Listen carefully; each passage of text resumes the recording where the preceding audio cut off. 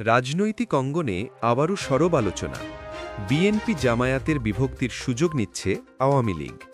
এমন মন্তব্য করেছেন জাতীয় নাগরিক পার্টি বা এনসিপি এর মুখ্য সমন্বয়ক নাসির উদ্দিন পাটোয়ারী।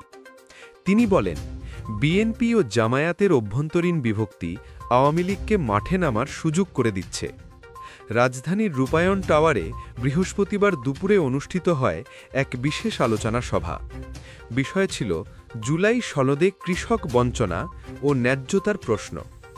এ সময় নাসির উদ্দিন পাটোয়ারী বলেন, বিএনপি জামায়াত এখন নিজেদের মধ্যে বিভক্ত। এই বিভক্তির কারণেই আওয়ামী লীগ নির্ভয়ে মাঠে নামতে পারছে।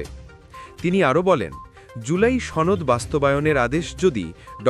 মোহাম্মদ ইউনূস জারি না করেন, তাহলে ভবিষ্যতে এর নৈতিক ভিত্তি থাকবে না। সভায় দলের যুগ্ম আহ্বায়ক সরোয়ার তুষারও গুরুত্বপূর্ণ বক্তব্য দেন। তিনি বলেন, প্রধান উপদেষ্টাকেই জুলাই সনদ বাস্তবায়নের আদেশ জারি করতে হবে। রাষ্ট্রপতি জারি করলে জুলাই সনদের কুলখানি করা ছাড়া উপায় থাকবে না। তিনি আরও যোগ করেন, শেখ হাসিনার মামলার রায়কে কেন্দ্র করে আওয়ামী লীগের লকডাউন কর্মসূচি আসলে লীগ ডাউনে পরিণত হয়েছে। এনসিপি নেতারা মনে করেন, দেশের রাজনৈতিক ভারসাম্য এখন চরম সংকটে, যেখানে এক পক্ষের বিভক্তি আরেক পক্ষের শক্তি বাড়াচ্ছে। বিএনপি জামায়াতের মধ্যে বিভক্তি সত্যি আওয়ামী লীগের জন্য রাজনৈতিক সুযোগ তৈরি করছে কি, নাকি এটা কেবল একটি কৌশলগত মন্তব্য? আপনার মতামত নিচে কমেন্টে জানান।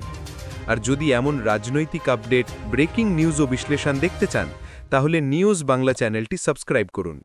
ভিডিওটি লাইক ও শেয়ার করতে ভুলবেন না।